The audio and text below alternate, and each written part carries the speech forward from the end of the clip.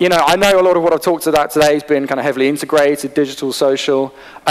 Again, this isn't me sort of sticking two fingers up towards traditional media, not in the slightest.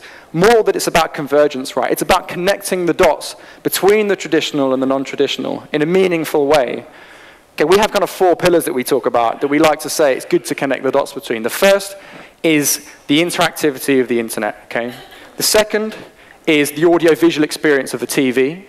The third is the personalization and location-based technology of the mobile phone.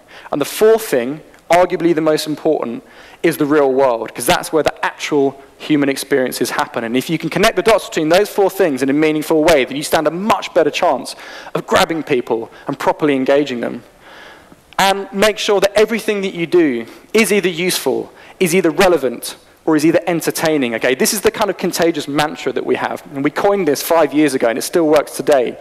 You know, if you're about to send something out the door, look at it and say, is it useful? Is it relevant? And is it entertaining? Because if it doesn't tick at least one of these boxes, then people have no reason for engaging with it, and they won't. They'll go elsewhere. Be brave and make mistakes, right? Because, you know, that's where the 5% club comes in. You know, it's no fluke that a lot of the most exciting, mind-blowing work that we see at Contagious comes from students, because they're not jaded. They don't know what it's like to have a client breathing down their neck. They just try stuff. They think, well, how about we do this? You know, and it's that 5% mentality. Just have a go. And a lot of the best campaigns that we've seen at Contagious are the ones that you just wouldn't see coming. It's a small idea that they've built and built and built, but because it's built on a kernel of human truth and insight, and then they support it with kind of traditional media spend, it can explode into something really, really awesome. But it's about being brave to do that.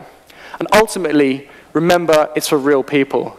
You know, if you guys are working on stuff that you're about to send out of the door, it's worth looking at it and saying, well, this is great, you know, and I think that it might tick that box for technology, it might tick that box for social, and so on and so forth. But would I engage with it? Would I personally take the time to remark on it, make it, you know, is it remarkable? And if the answer is no, then you've got to go back to the drawing board, create something that genuinely you would want to take time to engage with, you know. And it might be technologically very sophisticated, it might not be. Because ultimately, no matter how good a technology, it's never going to be an excuse for a bad idea.